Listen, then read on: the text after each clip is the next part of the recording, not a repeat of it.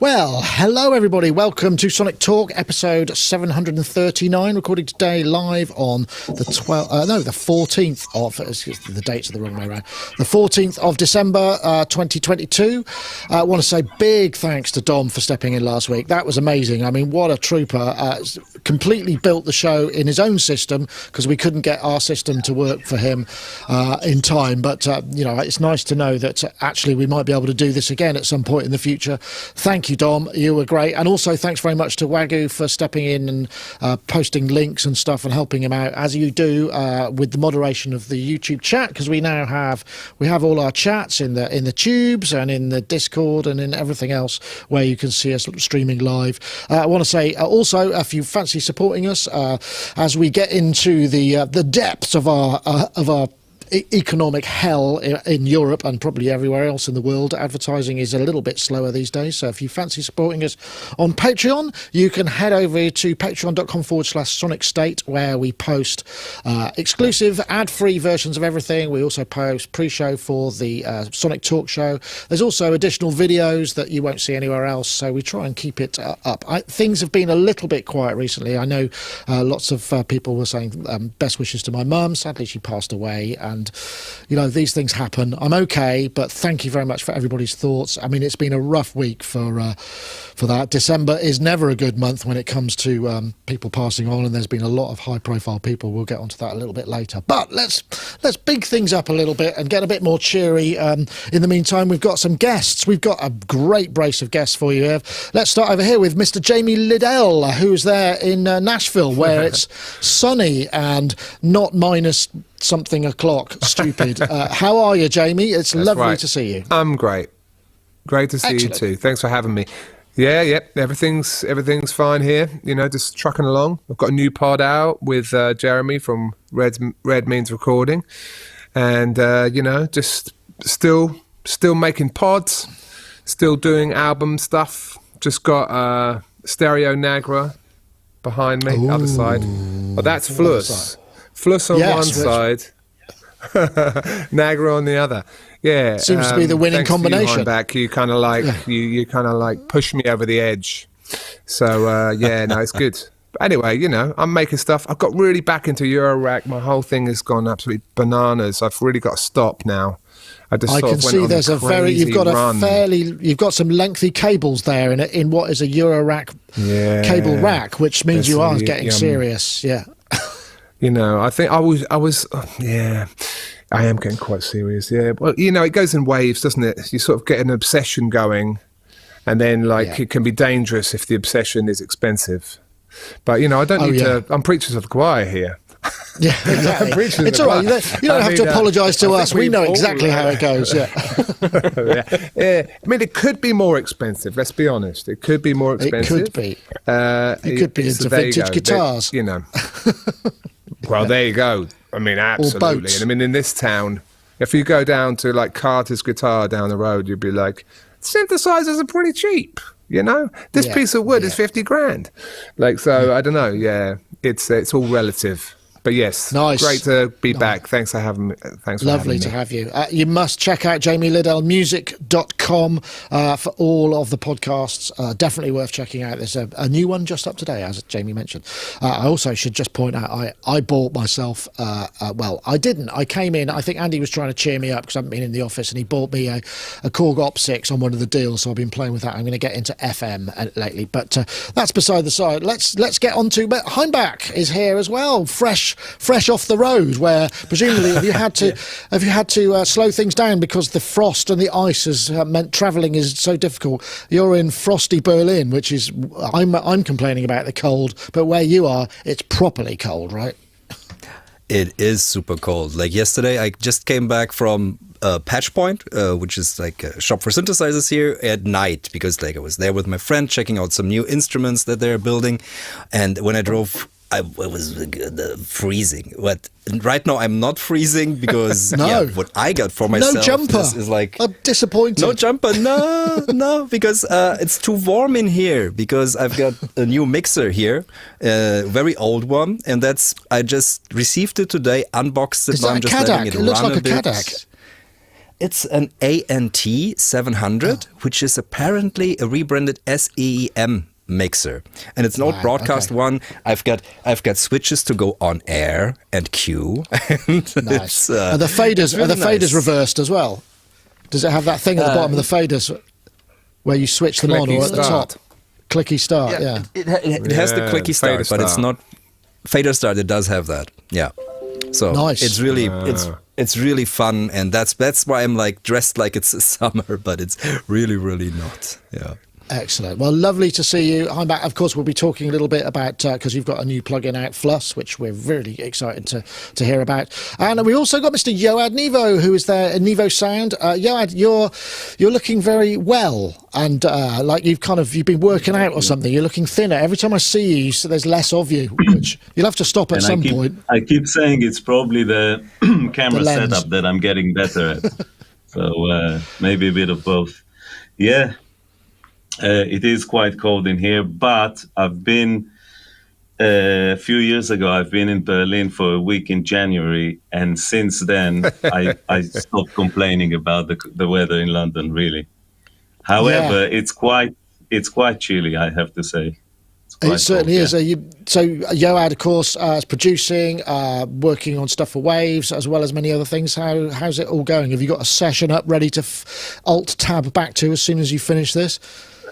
Kind of, and I have something I really want to show off a little bit, if I may. It's this Nexus expansion, guitar expansion that was released just now, and just quickly.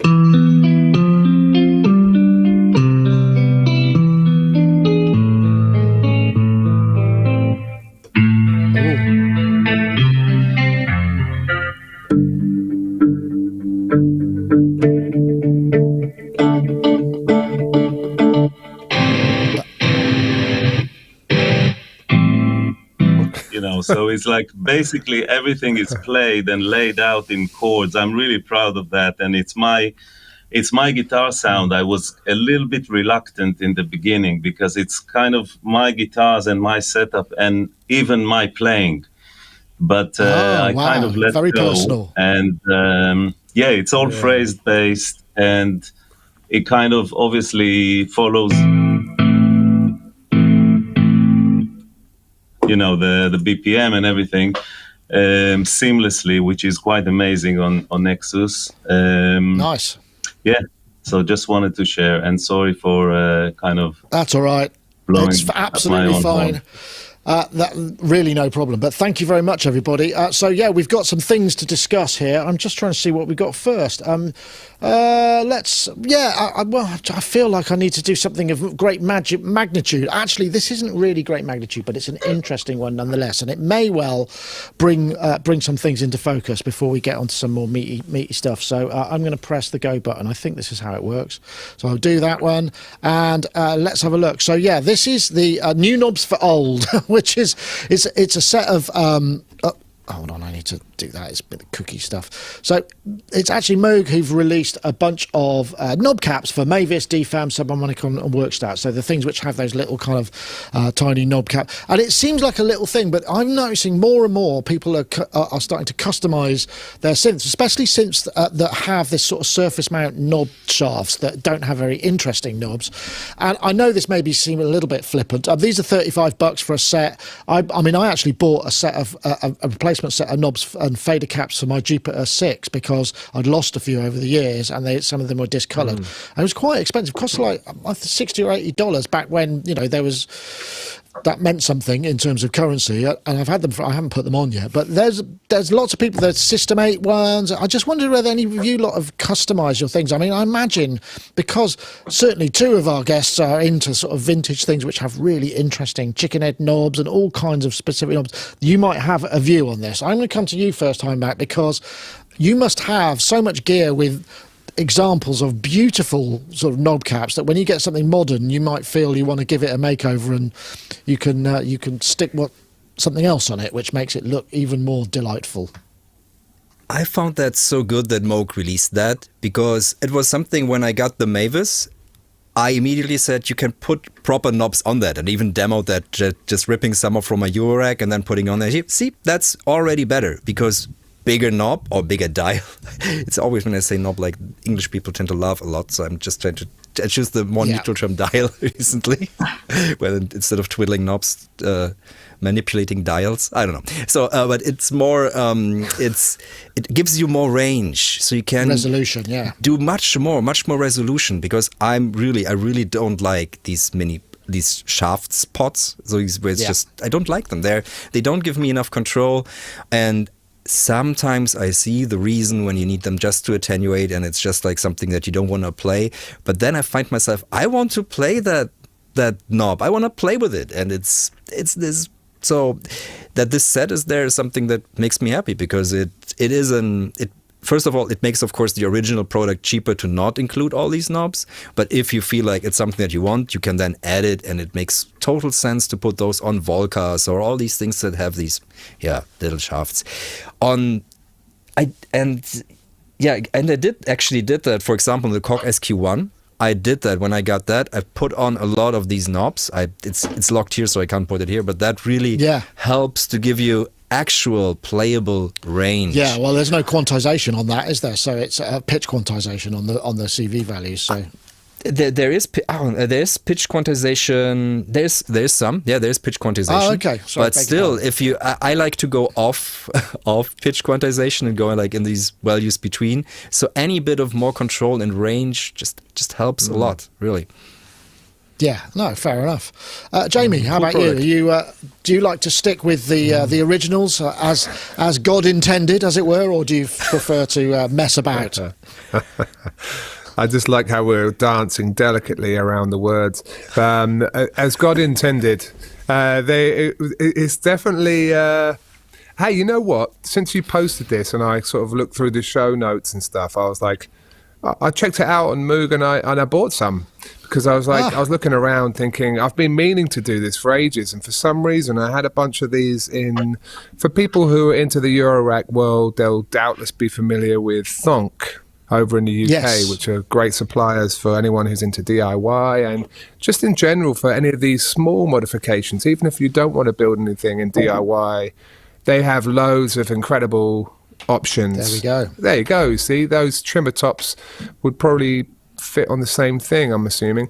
But and I notice you, Hainbach, you have on your random source, your resonant equalizer, you changed the pots from their default to like colored versions of the kind of the notched That's pots. something Darren did. Darren, like, that's a very special resonant equalizer that with like, I think it's the tropical military version. So it uses a new old stock Soviet military stuff, and then it has these tropical knobs. So it's on tropical capacitors, and then because all colorful in behind, he made it also colorful up front. So I think that's nice. Yeah. Can't quite make it. Your depth of field is you need to automatic. Yeah, you need a PTZ in there, so you could just dial up the preset. But I think it's really interesting. Yeah, it's interesting though. Yeah, so you had a look. I'd like to see more for Volcas. Volcas don't seem to have, and Volcas are there are, but because there's quite a small protuberance that it doesn't come out far enough to fit everything. They are very specific. You need very specific knobs to fit there. I know, Yoad, it's interesting what Hainbach was saying about knobs provide resolution, which I hadn't really thought about, but that's actually a really big deal. If you've got the space for it, adding resolution is never going to be a bad thing, right? Yeah, but sometimes, absolutely, I agree. Sometimes it's fiddly, especially on the Eurorack. I bought a set of kind of funky look, not funky, but kind of Moogish looking knobs for everything, and I wanted to change everything. But then on the, what's it called, the NFB modules, it's really tiny, so it kind of, so you can't see the numbers and you can't see the labels and stuff. So when it's like on the desk here, I have a big switch to change the speakers, and I took the big knob from the world of microwave, and because I really like it, it's kind of fits the big Nevo knob, and I put a a knob from a washing machine that I found on the street, like kind of, you know. So, but I mean, I like That's great. modifying stuff. Definitely, this whole desk is heavily modified. I have 60 separate line inputs just for synths, apart from the mic inputs that can be used at the same time and things like that. So the first thing I remember modifying was a Crybaby wah pedal when I was like 11 or 12, and I took it apart and I kind of filed the heel side of it so it can close more, so it has more range on it actually made it kind of more like a Morley even, because it has that. And while I was doing that, I sprayed it gold, and that was a kind of a funky so I like that stuff. Nice. I think the aesthetics as well, if you feel something can be more inviting and kind of you know, make you want to play with it, basically. Yeah. That's interesting, isn't it? I mean, I think that's interesting, and I mean, because we kind of we take for granted that the aesthetic. I mean, I know there are lots of mods that people used to do. I'm trying to think. It was the Neutron, wasn't it? Which had a really big knob on. I can't remember what it was. Something that didn't make any sense, and you took it off and you put it on the filter control because it gave you the extra resolution. So if you've got the space, it's nice. But I suppose the issue with much smaller stuff, as you say, you find some knobs that you want to put on them, and they obscure the kind of the legend of the front panel, so you can't see what the numbers are, which I mean, I'm curious to know just how accurate that kind of stuff is on a front panel, how accurate the calibration of those things are. I mean, I'd expect it on a switched unit where you might be talking gain staging on a preamp and maybe on some high-end EQs, but I bet the rest of it's kind of pretty just arbitrary and they just go whatever fits in. Yeah, I would just add to that like on this Neve and kind of more modern is from the 80s onwards, from 80 really onwards. This one is from 84. You have a lot of things happening on the channels, so you have to make the knobs smaller. Whereas the old Neves and APIs, they have larger knobs and less stuff. So it kind of comes together. So when you have something which is more raw and more kind of, it comes with the sound because you only have a 3-band EQ and no compressor, so your mix will sound different, and it reflects, it's both what you hear and what it can do, and also how you interact with it. And with something like that, it's a little bit more delicate, and you don't have the tendency to, to ride it, I suppose, or to perform it. Yeah, the old and the basic stuff resemble more like a guitar amp. You have a few knobs and they do a lot, and you tweak them and you get something. Whereas the more modern consoles, I don't consider this a modern one, but in terms of not the sound, but the layout is kind of more, the SSL and Neve V and all that were. So there's something about that. It goes together. It becomes your instrument. It's what you can do with it and how you achieve it. It's right. Yeah, no, that's very interesting, and a great point. I mean, at Hainbach, I'd imagine you probably, because you have a very wide variance of equipment that's not necessarily made to be musical, but you've been using it for music, and sometimes those controls, I mean, the limitations of those controls must designate to a degree the sound you get from them, rather than, if you want them modified. So I'd actually like a greater degree of control. So, I mean, yeah, it does highlight the UI, definitely.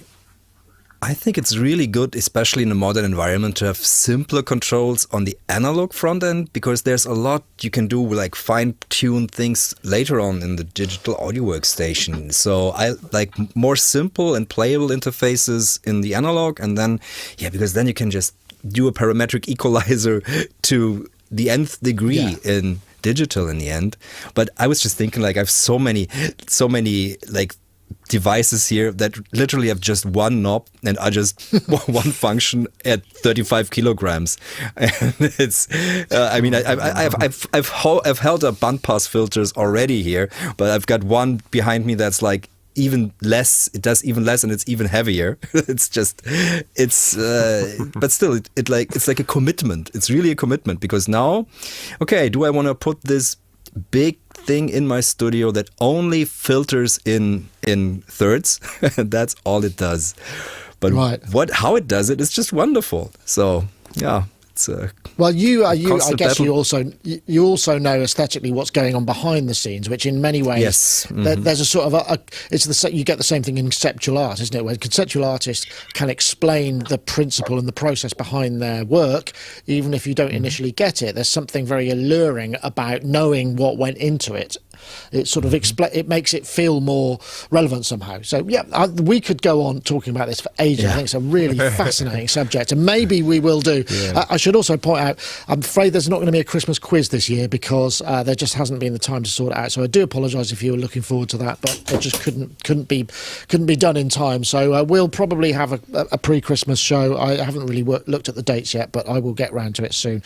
I should also point out, perhaps it's now time to have a word from our friends over at iZotope, because they've been one of the longest running sponsors of the show. We much appreciate their input, and you get a Dom voiceover as well, because he did that last week.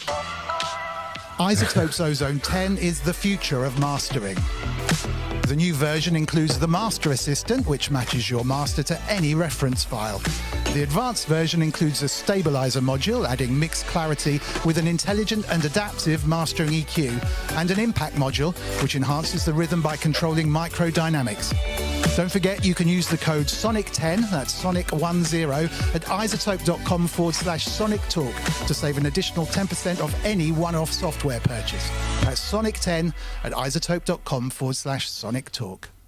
And this is what the page looks like. Thank you, Dom, for that. I think it's great actually being slightly disentangled from all of that, because then I can I don't have to worry about doing the voiceover. So I might follow that through and do some more things. In fact, I met a chap, I think Ian Church, at the EMOM event, because I haven't been on air since we did our live event, and he suggested that perhaps I should do a competition, or not a competition, but a thing where we ask people to submit Patreon ads for us, so I don't have the embarrassment of saying it. We could get someone else to do it in an amusing way, and I'll have a think about it. I just wanted to say thank you for that, Ian Church. I have thought about it, but obviously I've been a bit preoccupied since we met. But I would also like to say, if you haven't checked out this week, yesterday I think it was, I posted all 8 of the performances. For some reason the stream was mono, and we haven't figured out why the stream was mono, but you've obviously got the glorious individually edited and enhanced stuff. Some of it's got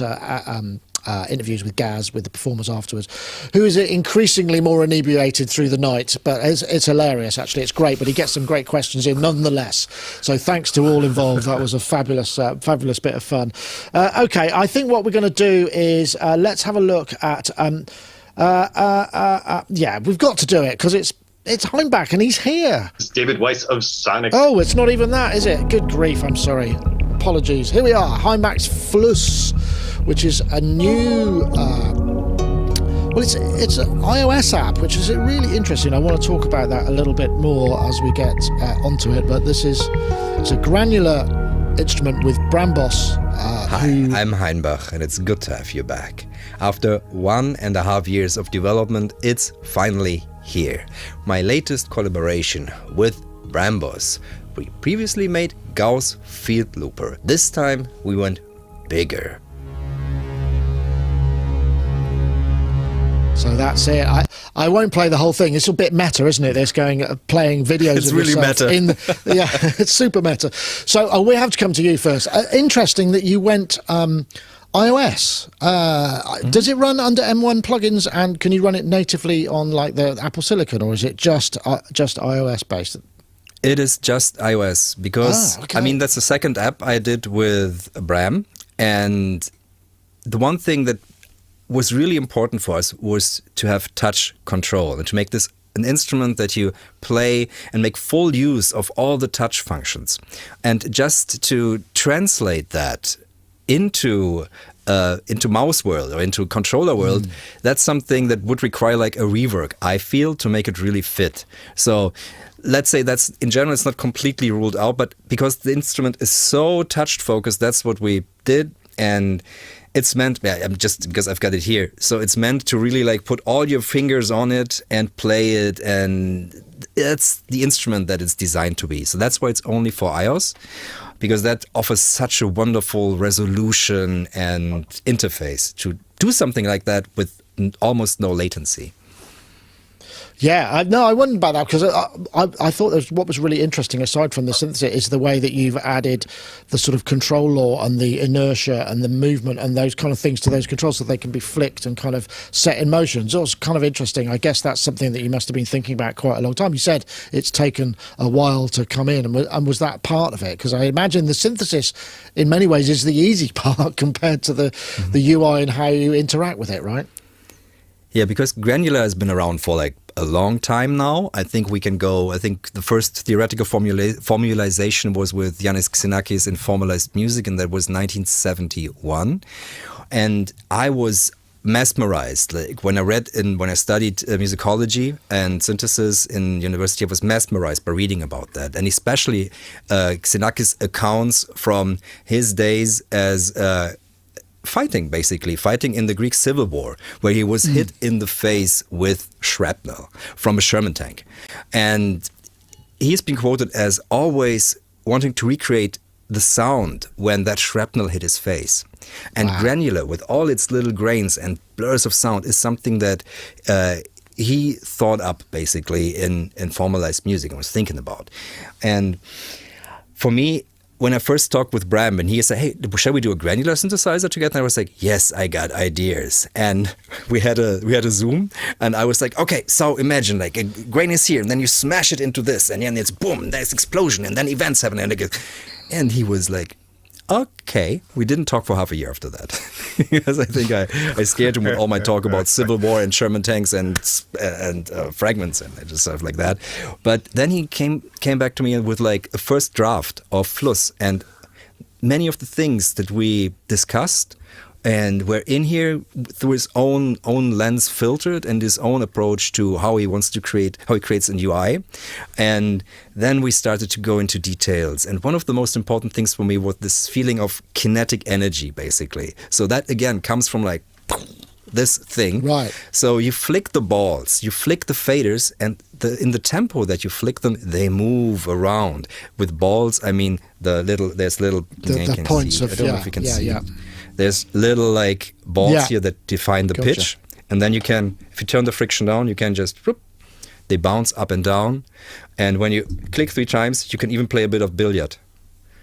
So click, I mean like touch it 3 times. So that's. So I remember seeing stuff like that in the original Lemur, which came out just before the iPad, which was its own sort of touch control, and they had these little widgets that you could give gravitational and frictional properties, so you could get them moving around. It's an interesting paradigm. Yeah. Also, Tombola in the OP1 is also something where you have this gravity control and things bouncing around. I find that creates very, very lovely movements, especially because in the end, like I wanted this to be my live instrument. So that was why I thought about, if it's a touch interface, flicking a fader, and then it comes magically back down. I mean, I would love that on here. Oh, if this fader here would go around like this, would be amazing. And I wanted this magical thing to happen. And because then I become the modulation, I become the speed of that. And when I'm playing live, I can just do everything like that. So that's why there's all this movement and the physical thing in that, and all these things that make it possible to play it statically, but then go directly into something where you fling things around. And I have to say, one thing that I always liked about one of the most old school modular patches, or like analog computing patches, is the bouncing ball on the old Telefunken, which is like the simulation of a bouncing ball system, how it bounces. And I find that so musical. I find that just such a musical patch. And isn't there like, there's an AFX twin track, is bouncing ball patch, I think, bouncing ball where he does that, and I love the musicality of like ding ding ding ding ding ding ding ding ding. I think that's a thing that's very interesting. Well, I suppose it's a a musical cadence that we can all identify with on a kind of just subconscious level almost. Absolutely. I know, Yoad. I don't know how much iOS stuff, but you're a software developer as well. I mean, do you sometimes feel like I'd love to be developing just for touch, because you must have some of these constraints that are brought in with the mouse, which is essentially a single point of input. Obviously, you've got MIDI and controllers and stuff, but it's not quite the same, is it? No, it's not. I think that for a musical instrument, it makes a lot of sense. Obviously, for panning and stuff like that, for tweaking knobs, like if you want a channel or something like that, it kind of. I'm happy with the mouse and keyboard. I think that Fluss is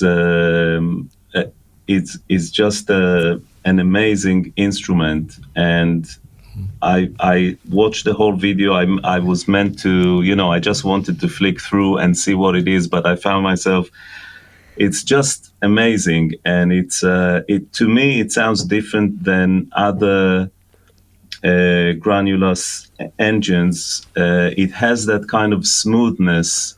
I'm sure you can make it more bright and kind of nasty, but it has a certain smooth. The way you make it smooth is quite musical, because sometimes you get, in order to utilize all the crossfades and all that, you end up with tails that kind of obscure the changes, the pitch changes. And here it seems like it follows kind of in real time what feels like real time. It has this kind of a slope, or but it and the interface. What you're hearing is, sorry. Go. Now, one thing that what you might be like, one thing that I thought would always pair well with grains was the phase filter from the Oberheim.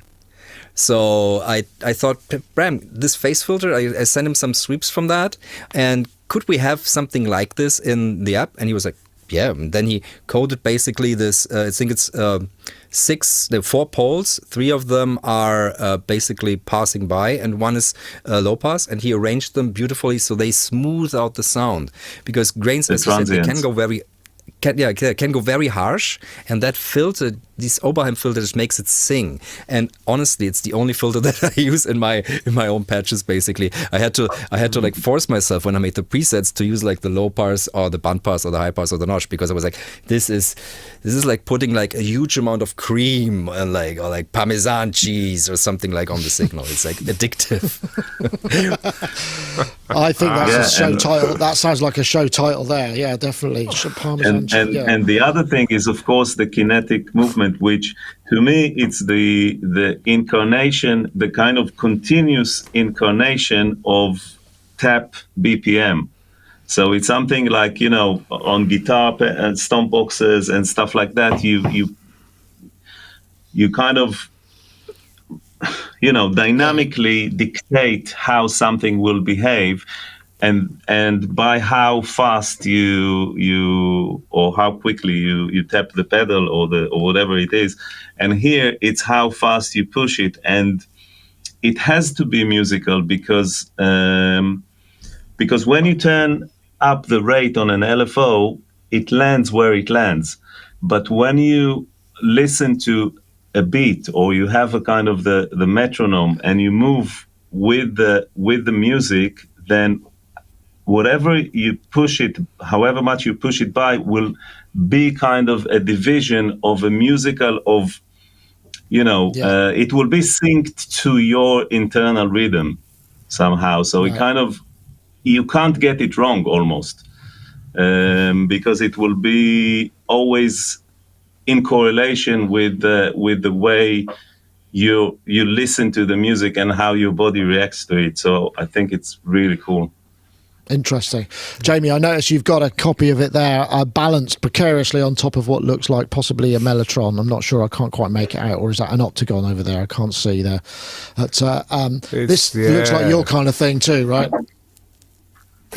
I do. I remember, like, it's funny. I didn't know the story of the evolution of the granular idea and that it was so old. I mean, it's quite amazing because the first encounter I ever had with it was, I think, the first version of Super Collider when it came out. And I remember just kind of when computers could basically have a go at crunching the numbers. And I was with Christian Vogel, making all the music with Super Collider at the time. Well, our band was called Super Collider. No coincidence. And I just thought, I don't know, yeah, it's as soon as you hear granular synthesis, you feel like, oh, this is just, it's basically like the app. If you open it, it's like it will keep you locked in it for hours just because there's something so fascinating about taking any ordinary sound. I suppose one could say it's the same effect that you can have, the classic effects that never get boring, slowing something down, reversing something, and granular. They will basically always give you this level of intrigue where you're just like, I know I've heard this a million times, but what would it be like slower? And you're just like, oh my God, it's incredible. And you just feel like so strange because it's like you know what's going to happen. And it's a little bit similar with granular. You kind of know what's going to happen with granular. And it's true, this has a really nice sounding engine. And I, of course, pushed it because a lot of granular engines will kind of break down if you have very fast grains and stuff, but you've done a very good job of making it impossible to crash it. And also my favorite feature, I think, is that you can control the pitch of 3 grain worlds to create kind of chordal interplay. And I think for me, that's my favorite part of this whole thing, because I made a polysynth that was on the modular that was kind of like that, where the volume of all the voices could be manipulated heavily and their pitch at the same time in kind of interesting ways. And I was always just sat there for hours going like, oh my God, I shouldn't be so into this, but listen, it's just like, wow. And it's the same thing here with the pitch quantization and the freedom. It's great. It's great. I mean, excellent. I've always got some suggestions. But I'll keep them. Okay. I'll keep them for a further occasion. But it's funny, isn't it? Because every time an instrument comes along that's designed for the masses, I suppose, there's always going to be some part of you that wants to make it more yours. And I suppose that is an interesting conundrum when you're making an iOS app, which is fundamentally sort of locked in a way, because you don't want to make it endlessly complicated in order to configure it for personal use. But I think the way it is currently, it's a really playable instrument, and it kind of stands, yeah. And hey, I've got to commend you for the presets. You've put amazing presets in there. Like there's Excellent. A really beautiful range. You could basically be lazy and go, I'll just load this choir thing and play around with that for half an hour, and essentially there'll be nothing wrong with that. Yeah, those were these guys. Is that right? Is that it? Yeah, those are the choirs. The choir is this teenage engineering choir. And so that's how I make my money back from buying all these expensive little things. But they were wonderful. So I recorded them binaurally, and then I made the presets with that. So that was a nice. fun thing. Those are great. I love those. I was like, where's this choir coming from? Because they sound... Yeah. They sound very, intriguing. Yeah. There's an intriguing choir. Exactly. And if you pick them up, they start singing. You just pick it up and it starts having a song? I think so. You pick them up, yeah, you hit them on the head.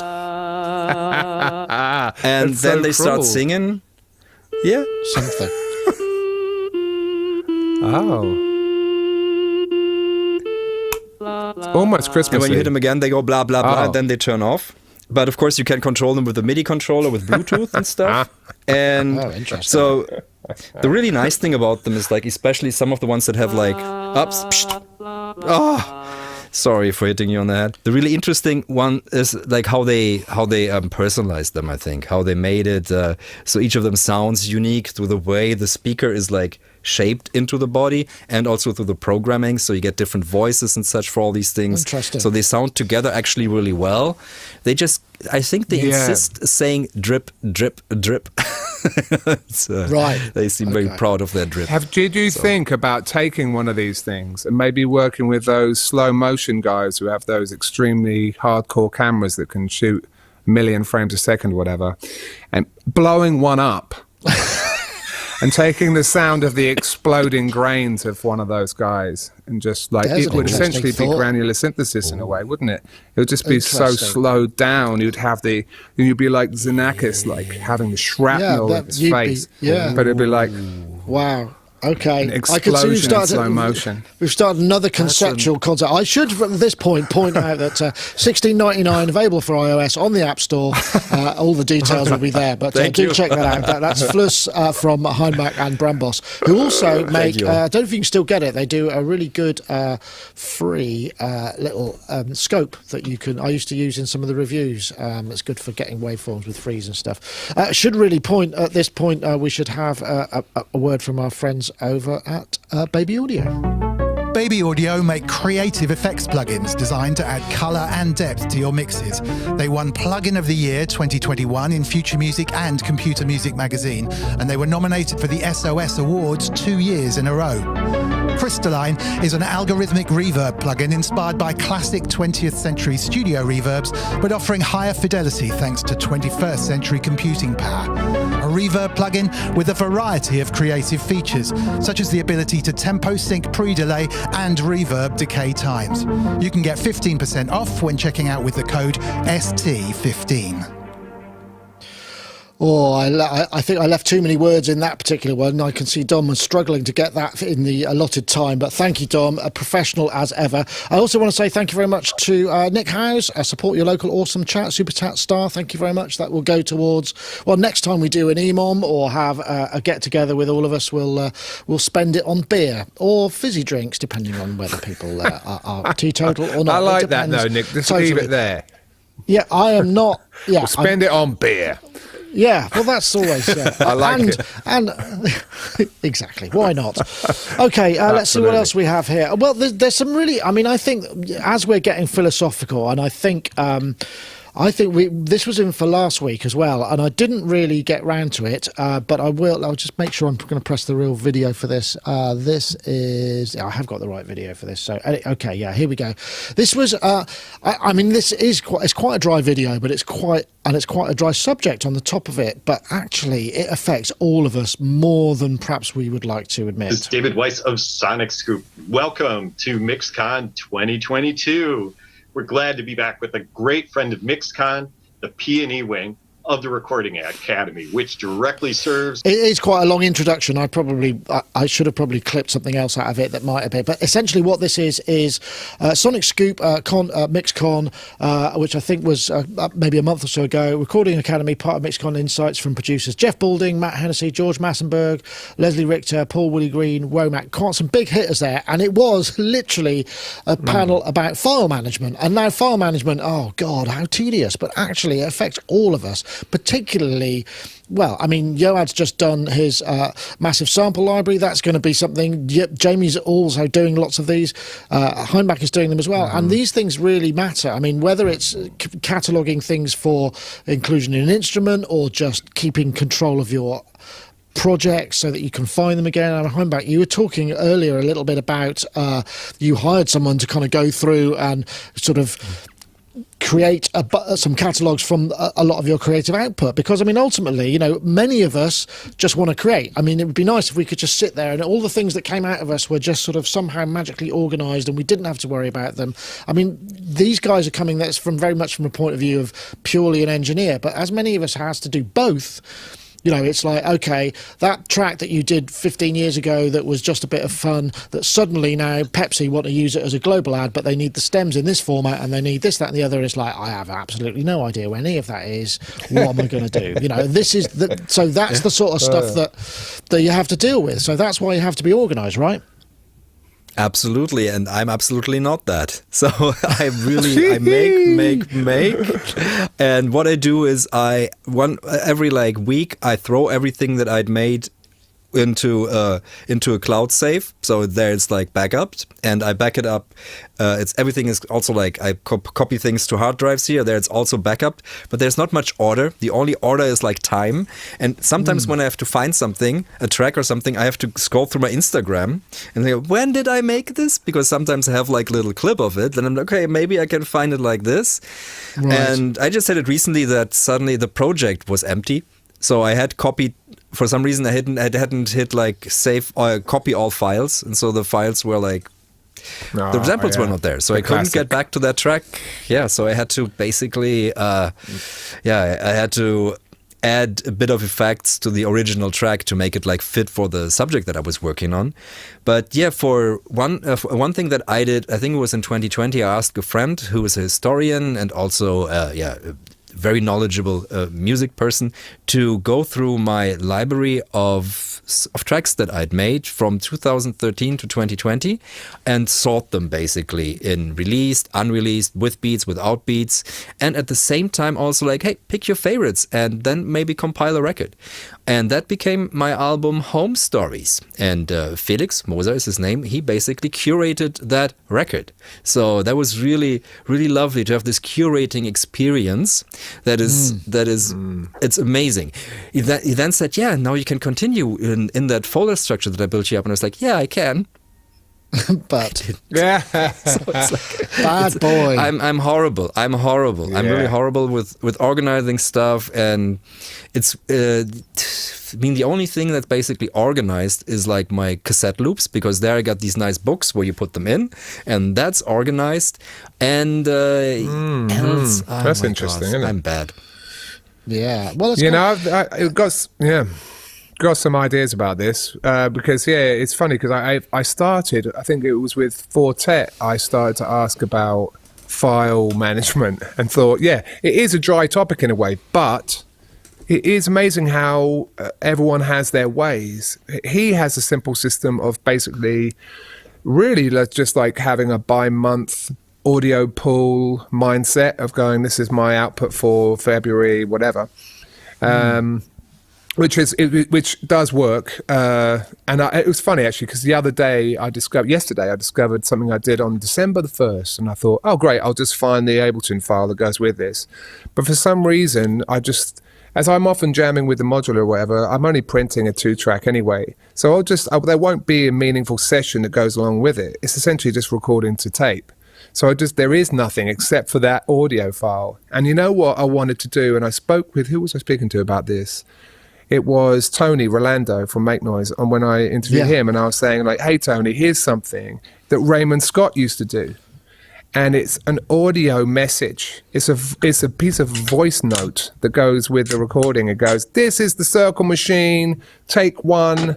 Basically I'm running this through this and this, and describing as a note to self in the future, like what's going on. And going like, this is how the chain is working. Like, we're going to take 3 takes of this. This is the first take for the Vim audio ad spot. And Tony was freaking out going like, that's it. That's the one. You just put an audio file in your Ableton session and just talk to yourself because it's so quick. And I've never done this before, but I thought Raymond was on the case. I mean, he was so organized. And like he had to do that stuff with tapes. I mean, cataloging tapes and editing the tapes and all of that, it's obscene. But so they had to be way more organized, I think. But that was a cool one that I thought that should be used. And then the third one I'll say, and it's sort of related to your idea, Hainbach, about the videos. It's like I interviewed someone recently who I won't name because they're coming up, and it was great. And they were saying that they, when they want to remember something, rather than using a voice note, they always make a video instead, because in the camera pool you kind of know a lot more, and it sort of reminds me of what you were saying about the cassettes. I can see it was sunny. I can see it was sunny that day. Oh yeah, I was wearing that blue jumper. Yeah, I remember. Yeah, exactly. Yes, and the guitar. Say like you start off with like, remember that this guitar and this setup, and it's like this, the little still that goes with the video is way more memory jogging than like some text that's like on your desktop that really has no impact on you as an ape. So just like respect to who we are. That's a great idea. Sensory creatures, and like the memory, of course, won't be able to you can't remember thousands of items. It's just not our forte. Some people can, but there are librarians of the world. Point. But anyway, there you go. That's 2 cents. I imagine, Yoad, you're sitting there kind of like bristling at the inorganisation, because I know you're a very organised chap. I know this because I've seen it at work. But I would like to just when we shoot videos at shows, because it's a nightmare. We finally realise that what you do is you start with the camera, you point it at the person's face, you say, this is so and so, I'm talking about it, you take a shot of their name badge, and then that's all in the actual video. So the person who's editing can get the spelling of their name right, they can do all of it, and it's just all in the same file. Nobody has to do anything else about it. It's pretty simple. So that visual cue is a really good basically. idea. Exactly, yeah. Yoad, I know that you have to do all of this all the time, I mean, because you're spanning both worlds, aren't you? You're spanning the kind of splurging creative output, but also dealing with the creative output of other people. And I know that when you mix, or at least you've said in the past, you organise all of that and get it really in a sort of state that makes it easy to deal with, right? Yeah, absolutely. I mean, I deal with a huge amount of files and tracks and audio files and things like that. And when, sample library involves like 10,000 samples or things like that, and they all have to be very well organized and titled and everything. In terms of backup, everything I do goes to 6 places while I'm doing it. So when I record something or even make a preset, or all my settings, all my preferences, all my presets, everything is in Dropbox, and I work into there. So that means that it appears right after I do it. I mean, it's on Dropbox on the server, but it also appears on my laptop and on another computer, which backs it up to Backblaze continuously and to Time Machine. And also there's an automatic weekly backup of the entire Dropbox content to another drive, which is then goes offline. So it's not vulnerable to whatever online attacks or something. It's just sits there and waits. So and in terms of the naming and the structure of the folders and all that, I have tons of DVDs and even CDs with data and Blu-ray, because that's how I used to back stuff up for many years. And I'm halfway through the process of digitizing it. It's already digital, but yeah, copying it to a more immediate Dropbox, and so I come across all the files from whatever 20 years ago, and they're all named properly, and I can understand exactly what's going on, and if there are any external sort of presets or samples or CSEX data or anything like that, it will be there. And also in terms of compatibility, I have a G3, a G4, a G5, each one with the latest kind of Pro Tools. I think on the G3 it's like 4.5, which was the latest with all the plugins, and so I can go back. In theory, when I test it, it actually works. The only thing I would say, which is quite annoying, is Contact, because I have stuff with Contact 2, but when I load it, if I convert it, because you have to have the Rosetta version of Logic, which is 7.4, which will read the older files, but the current version will be able to read. So but I can't install Contact 2 or Contact 3 or Contact, because each one is a different version, so it's not backwards compatible. Right, yeah. Which is kind of annoying, because you have to go into the session file, find the text which represents that presets, try to suss out the name and find it and things like that. It happens sometimes, but it's still possible to recreate any session.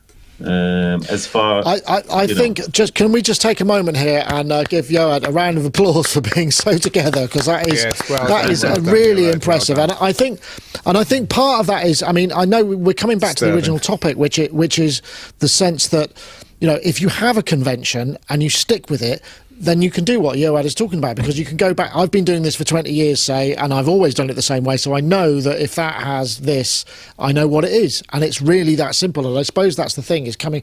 But part of the problem is, as when you're in the zone, I mean, it's like I used to do a load of this stuff with golf rap. So I would be the pilot behind the logic, and I'd go, you know, I'd finish for my session for the day, I'd come back, and then I'd come back the next day, and literally there'd be a 2 or 3 gigs of audio one, audio one, audio one, audio one, and I had no idea whether any of it was of any, you know, I mean, because it's like, oh, I need a new track, click. I haven't named the track, because in Logic, I know it's the same with many DAWs, you know, you can have the audio file automatically named from the audio object that it's recorded through, makes a lot of sense. But if you haven't taken the time to say what it is, or you haven't got a template that fits, because I mean, you can't template for full creativity. It's very difficult. I'm sure there are strategies and philosophies you can follow.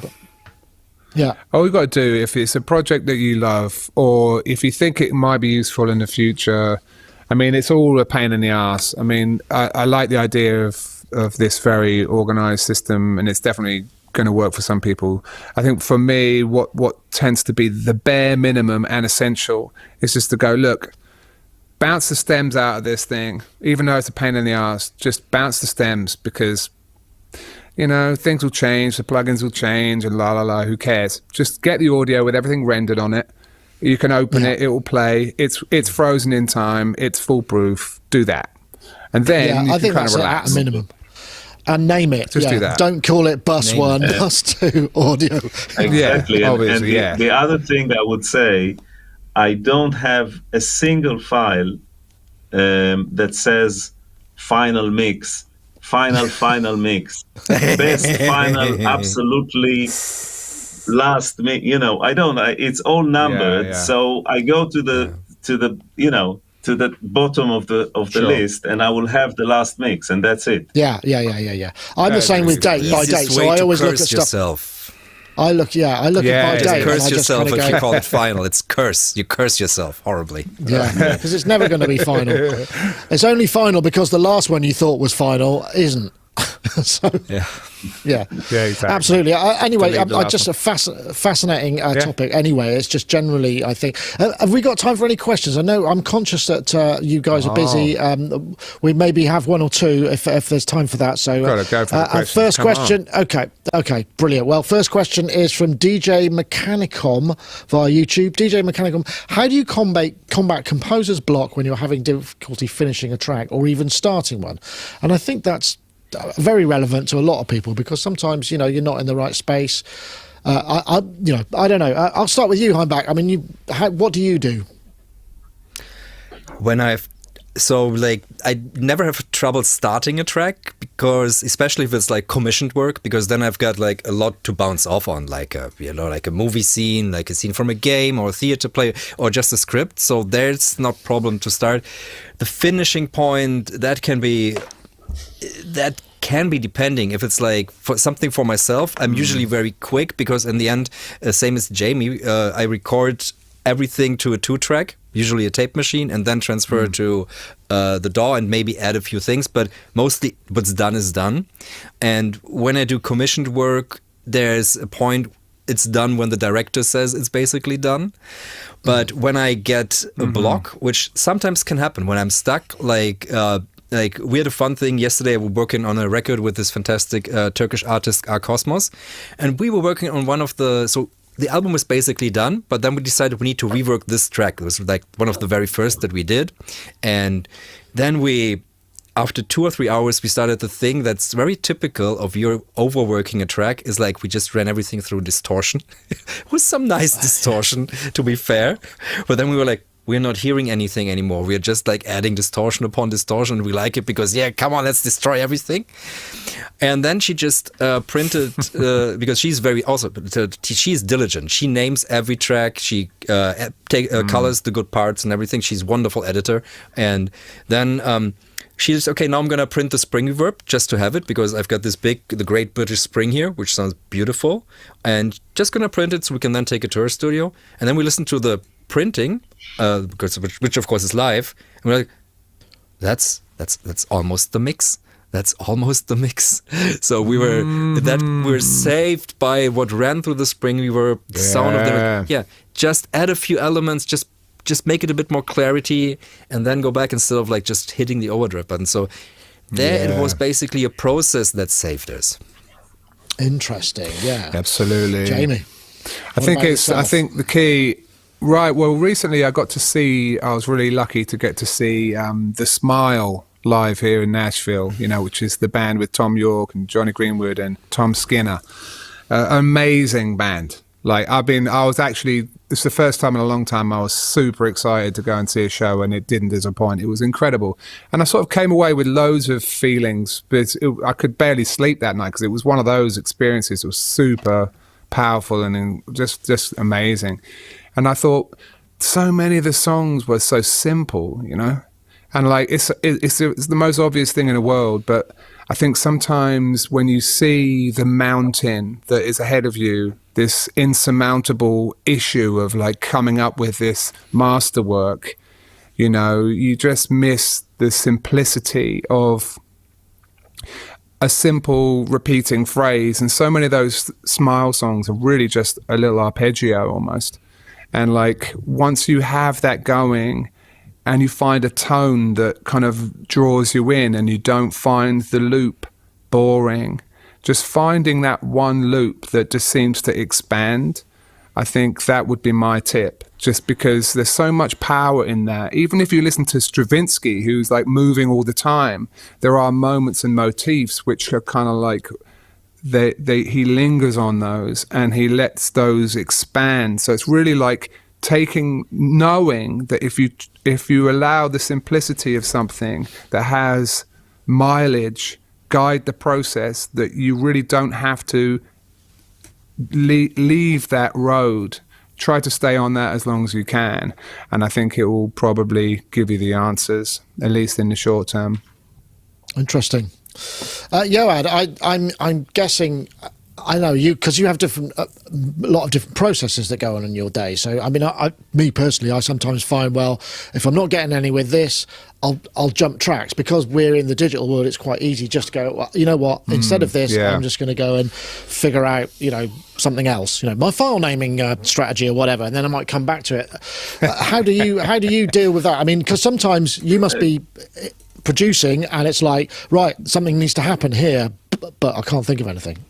Absolutely. So luckily, like you said, I'm also, I know that I'm going to do this and be here tomorrow and the next day. So if something is not happening, then I will do something else and maybe come back to it, or maybe just get upset or something, and then the anger will bring something or not, or whatever. But I know that eventually it will have to, or sometimes it's the deadline, and it doesn't matter, because whatever kind of makes you do something, and hopefully kind of, even if it's being upset or being this or being that, it will bring something out of your subconsciousness, which will hopefully be the right thing, or at least it will be something. And then you can reflect on it and tweak it and stuff.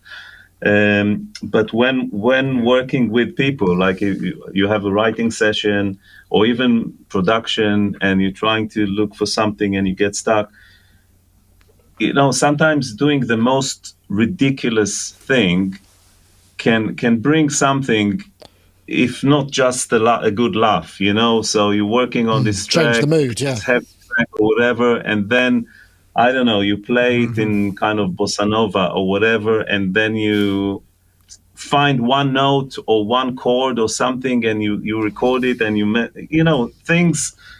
Definitely.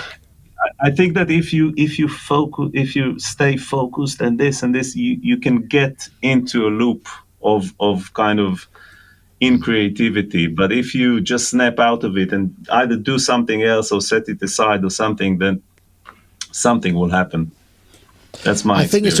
I think it's also worth mentioning, because sometimes if you persevere too long, what happens is you end up with, you're reinforcing this kind of feeling of failure or lack of, you can end up sort of finding that it really upsets you working on a specific piece of music. Sometimes, I mean, I've been in situations where I've had a really, really intense bit of thing, and I've suddenly looked at the computer and I've thought, I can't do this. I really cannot handle doing this right now. I need to get away, because otherwise, if you keep going, sometimes you can then just kind of ruin that, and it's like something it's like getting drunk on a particular spirit, and then you can never touch it again because it brings back horrible memories. So you've got to be careful that you don't overcook it, and I think that's important to think of as well. And if you can't start a track, then maybe you haven't got anything to say at the moment, so go and do something else completely unrelated.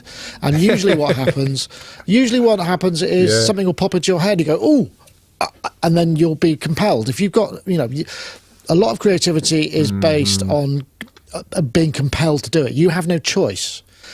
Whether when you're working to deadline or working to music, when you have to do it for somebody because they're paying you, or it has to be done by Monday, it might not be the best experience of your life creatively, but that perhaps even if you're not in the perfect space, you have to trust in yourself to be able to come up with the goods. Otherwise they wouldn't have hired you in the first place. So even your worst day might still be good enough. It might not make you feel good about it, but often you might go back to that later when you're not under that time pressure and go, God, that was really good, wasn't it? Because I was forced to come up with something that normally I would do in a way that made me feel warm and fuzzy, whereas this one made me really pissed off because I was supposed to go to a party, and then the director phoned up and said, I need this, and it's like, grr.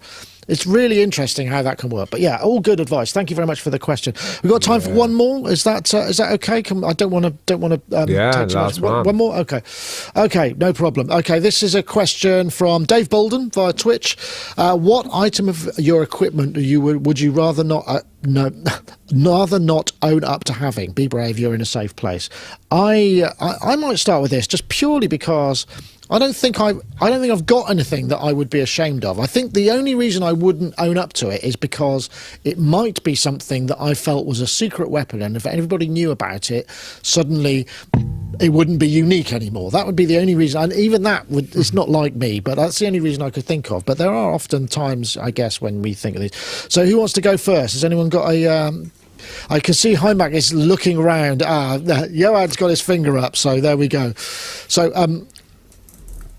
what do you got? Yeah, I have my Behringer V-amp, kind of poor people's pod at the time, which is just unbelievable. I was just talking to someone today, and I mentioned how I think that the chorus, the flanger, all the guitar effects are just what you want them to be.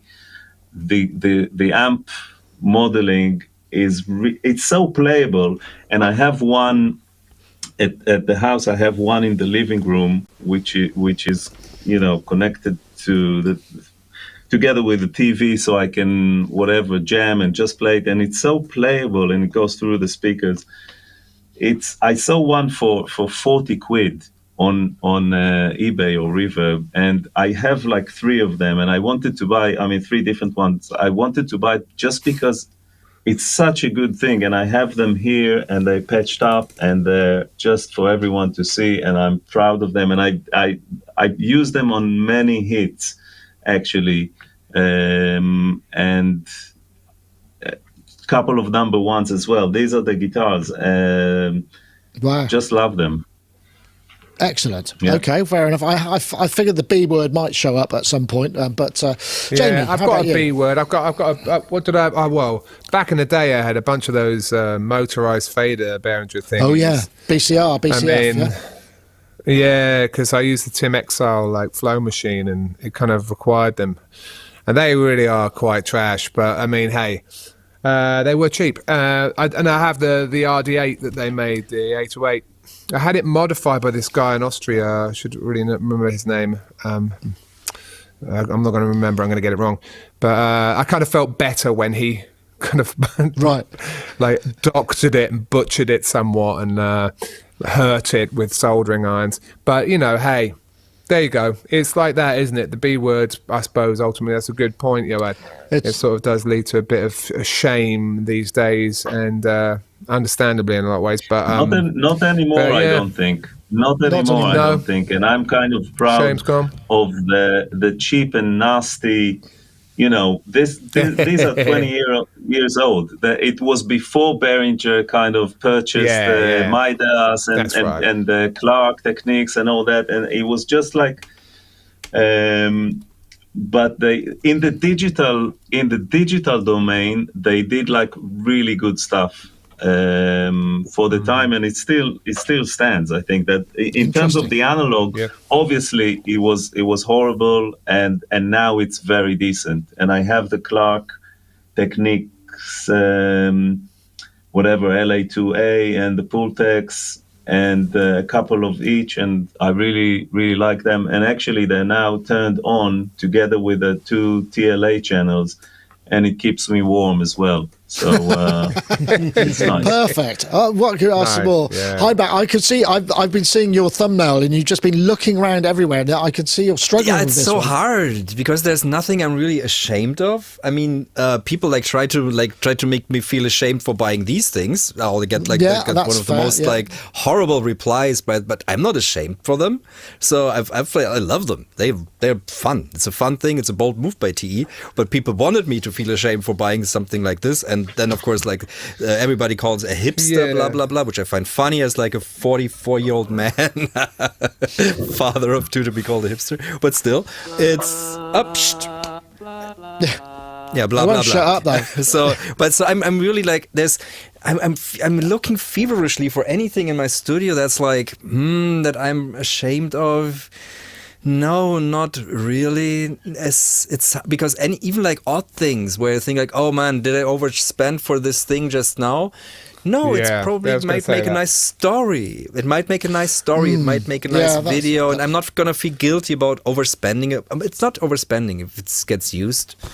I suppose, yeah. It's hard. I have a funny story about just coming back to Behringer again. Is Moog reissued the Model D, right? And that video that came out was shot of the Moog ensemble. I recorded all of that. I did the recording and had a fairly amazing job, Nick. So big good. part in the mix. And that all went through. That was all recorded on a Behringer X32. Which I find kind of amusing in a way. Which is a Midas, really, isn't it? We had the Midas stage box, so the mic amps were actually all the Midas mic amps, so a slightly better version, because we had the S. It was the Midas stage box rather than the Behringer stage box, and I think there's a little bit in it, but it was still only 48k 16-bit. That's where it started, and it all went into that. And I tell you what, I've mentioned it at the time, but what made that sound was the room.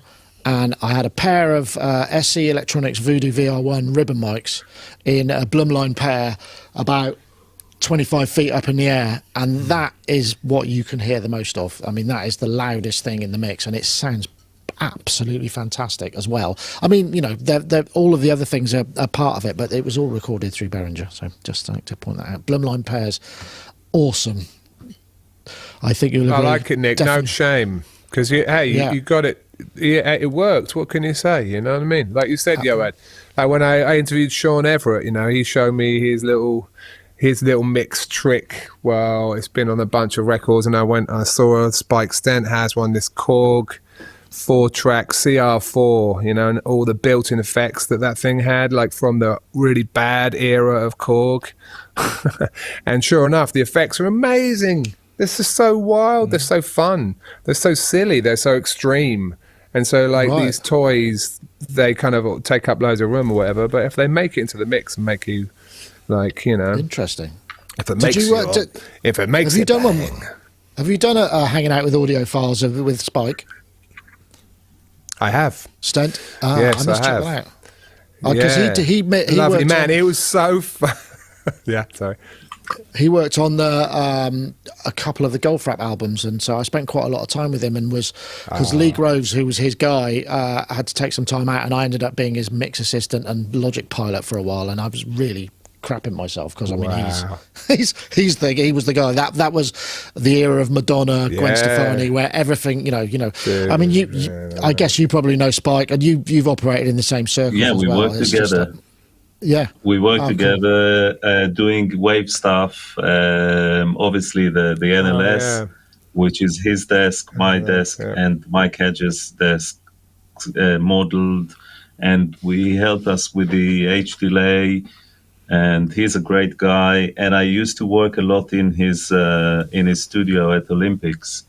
He had a great studio which had the desk where which we modeled after, and he's a great guy.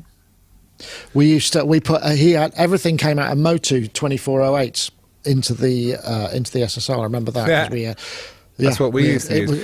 Do you want to hear this Chamberlain turn on? Oh, go on then. Right, here we go. You hear that? No. That's a buzz killer. Wow, that is loud. Can you play with a bit more nuance on the flutes? Get the flutes sound a bit more nuance. That's great. Thank you.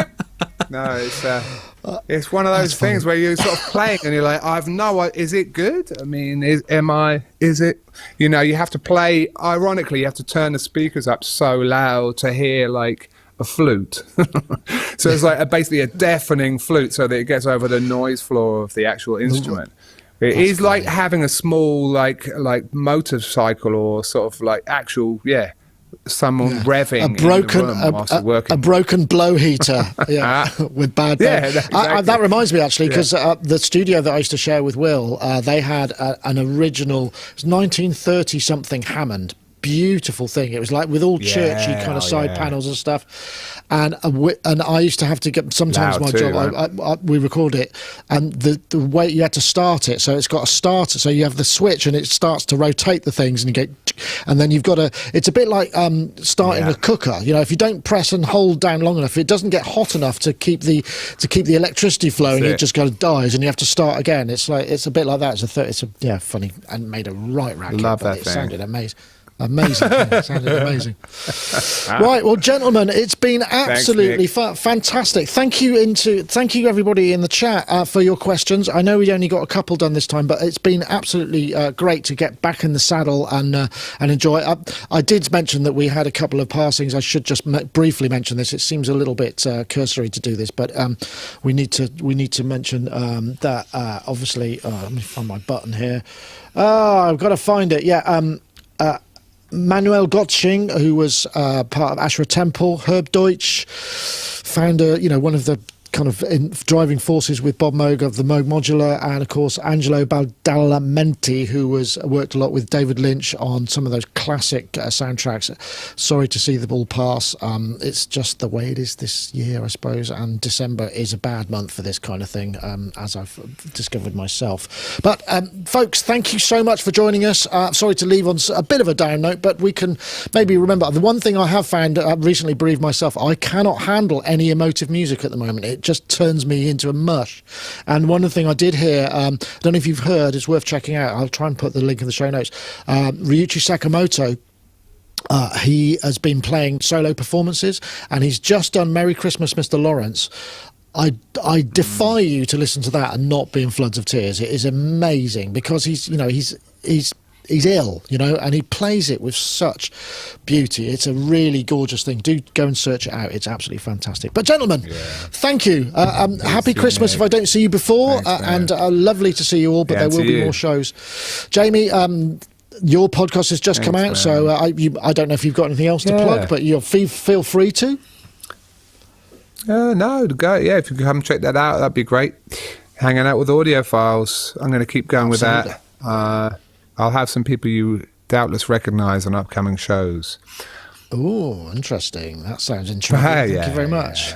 And of course, so that's brilliant. Well, and of course, we have Mr. Hainbach here. Are you finished touring for the year now, or are you still on the road? I'm finished. Next time I'll be playing is in February at Utrecht at the festival Colin Benders puts up. And then I'll be coming to London end of May, where I'll be playing the Barbican with the Rival Consoles. Nice. And those are most of the dates right now, I think. And yeah, for one thing I have to plug, already we did, Fluss. Of course, Fluss. Yeah. Thank you for having me. You're more than welcome anytime.